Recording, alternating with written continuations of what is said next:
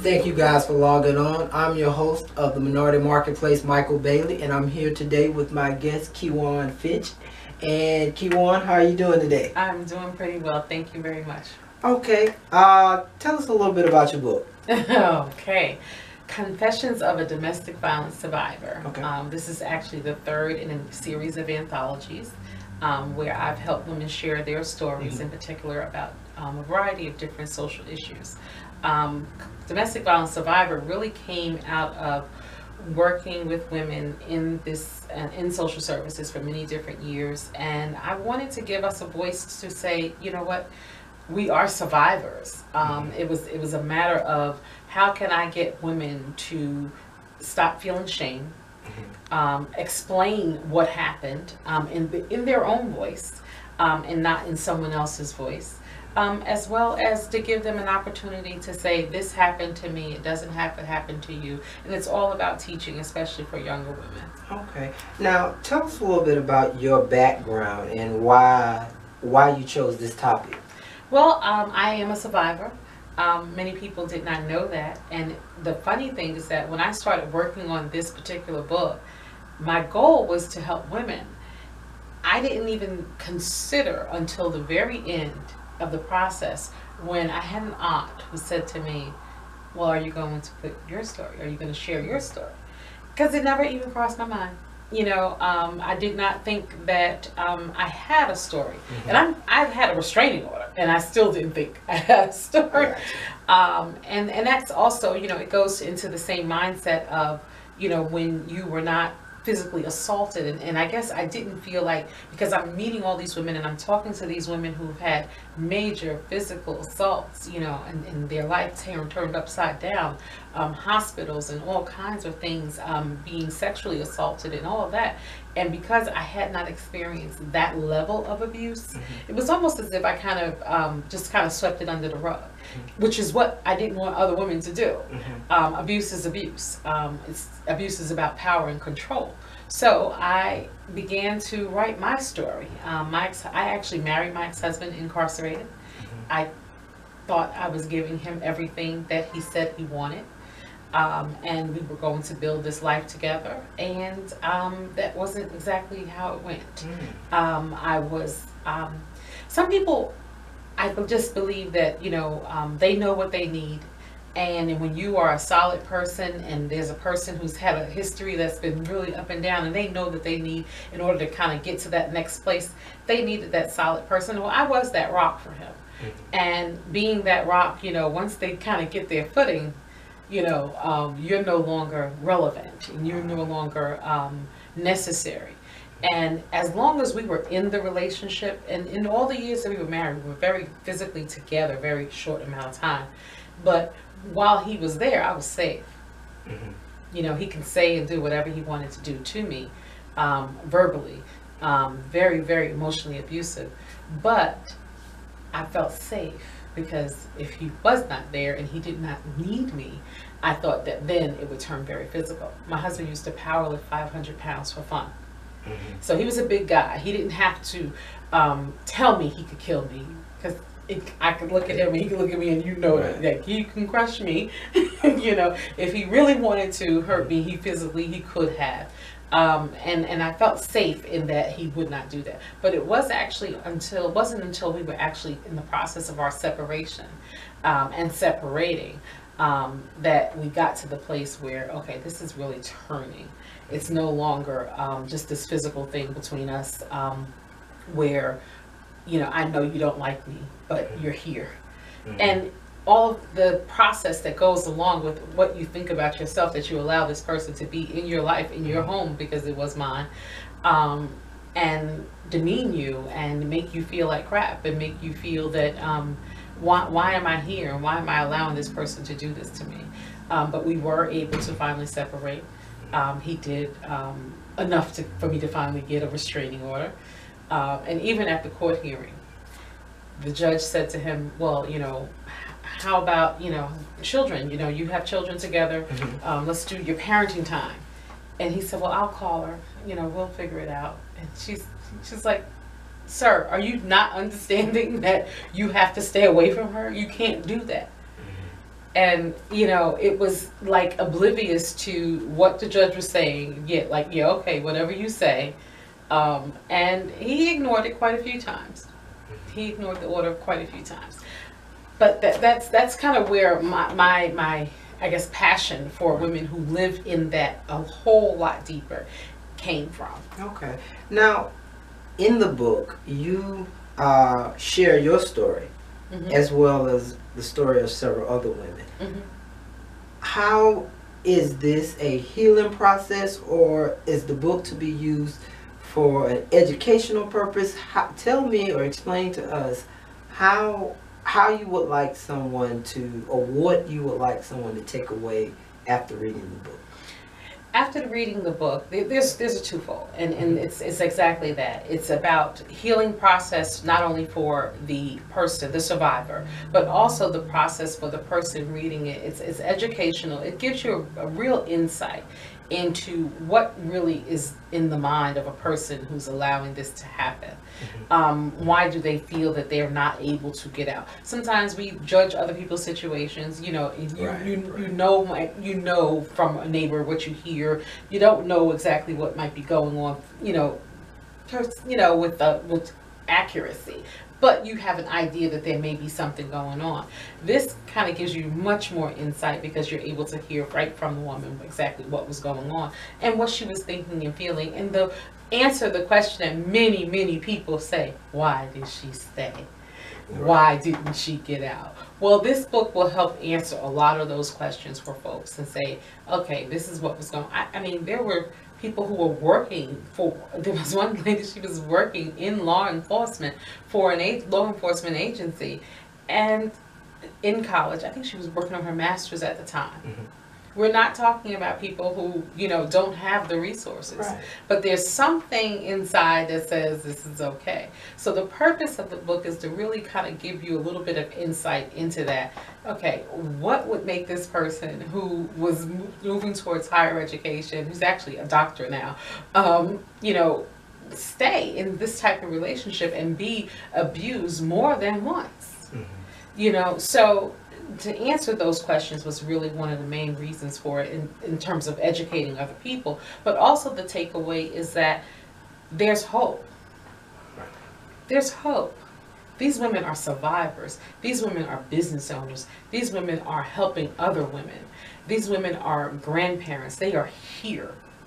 These women are military and all kinds of different backgrounds who have had abuse in their history. And what they are and where they are now is where you get the hope. Now, this is your third title. It is. What's the other two titles? Confessions of a Welfare Mom, Volume 1 and Volume 2. And Volume 2 became because I had so many submissions that I was able to do a whole nother book. Okay. Okay. And so we just kind of I call it a rolling submission. So I have other titles that women have submitted under that haven't even been produced yet. Okay. How would you classify your books and the interactions with your readers or the people that read your book? Would you classify this as advocacy work or part of your ministry, or how would you do that? It is definitely my ministry. Mm-hmm. It may be considered advocacy for women, especially women who have been abused, but it is my ministry. Mm-hmm. It is my ministry in that this is what I do. Connecting with the women. This is the first time in my 18 years of working in social services that I had something that was very tangible that I could give to women besides sit down and have a conversation. Okay. It changed from being just an advocate to being a way of, when I go out and I'll do a workshop, I'll do a writing exercise and I'll have women who will submit not only for the book, but, do the process of it for themselves. So I've used it, as an exercise. I've used it as a way of kind of getting, over the hump of this is really what happened. Sometimes, you just need to get that story out in full yourself, uninterrupted, and also giving women a way to say, that happened to me, but I'm still here. I'm still standing. And that's an awesome ministry. Okay. So you have expanded your ministry from literary work to theatrical work. Tell us a little bit about the play you have coming up. The play is really exciting, and people often ask me, how did I, okay, play. I have no theater background. I have no desire to do theater. That was not in, like my baby sister was ballet from the time she was like 3 or 4, and that was the extent of my arts. Okay. Going to her recitals. I did dance, but that was just a fluke, when I was a preteen. This here was nothing but God. The books was the first step. This year I actually did an actual conference as well. And the play really is just another way of getting in front of women and expanding the audience. Mm-hmm. A lot of people aren't going to pick up my book. Mm-hmm. A lot of people are afraid of the title. Mm-hmm. They certainly, if you are in an abusive relationship, you certainly don't want to have that on the kitchen table at home. Confessions of a Domestic Violence Survivor. I think about things like that. Mm-hmm. But to take it and do awareness with domestic violence and do it on the stage, changing the name, it comes from the book, but changing the name, because it's not about just the women, but it's about other women, it's about other men. There are men who are being abused too, and we really wanted to show in a theatrical way a variety of different forms of abuse. South Carolina is #1 in the country. Yeah. We are #1 in the country for women killed by the hands of an intimate partner.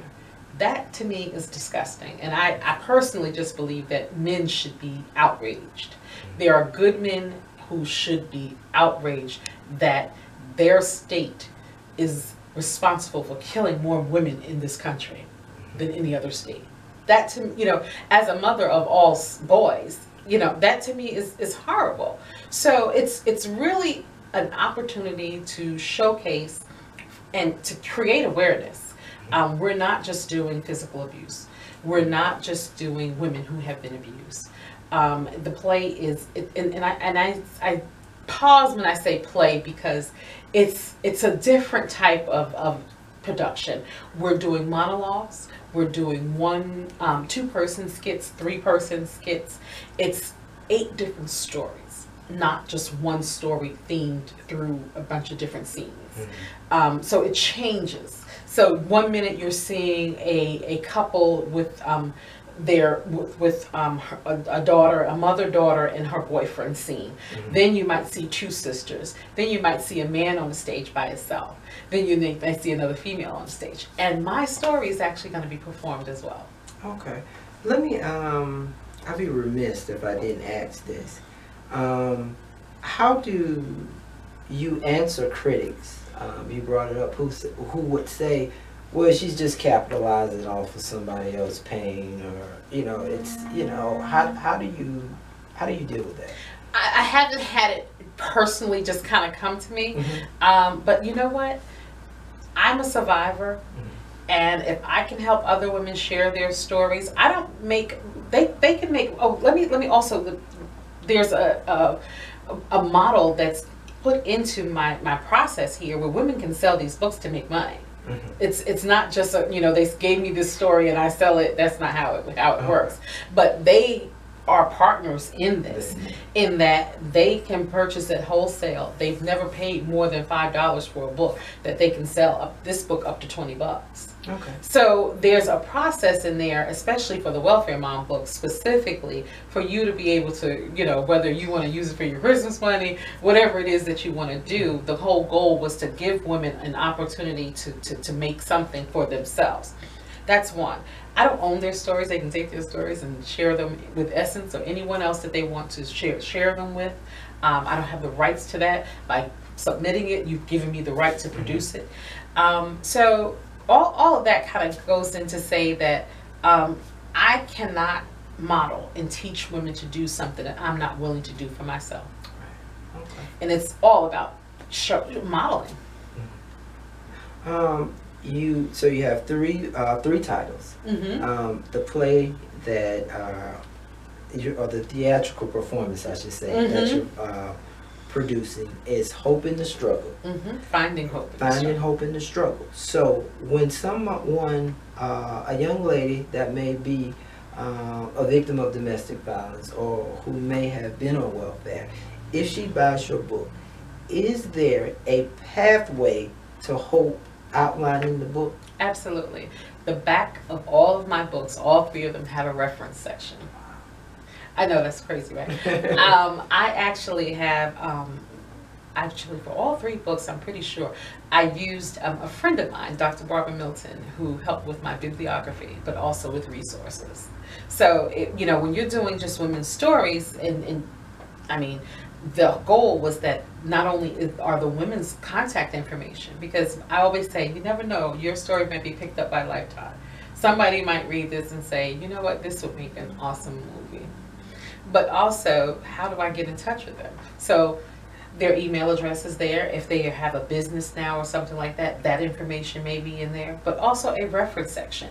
This particular volume of my book has women in there from South Carolina, New Jersey, and Baton Rouge, Louisiana.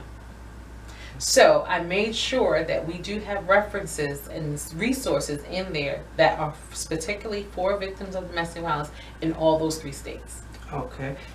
As well as national resources. All right. Before I let you go, is there a website or email someone wanted to reach out to? You can reach out to me. The Empowerment Corp is my company. You can find us on Facebook. The Empowerment Corp is there. Kwian Fitch, you can find me on Facebook. You can reach out to me directly. There's an Eventbrite website for tickets for the show, which is Finding Hope, the DV edition at .eventbrite.com. But if you Google Kwian Fitch, you will find me. You'll find the books. The books can be purchased on Amazon. If you're local, I can hand deliver it, or if you get it to me, I will definitely sign it for you.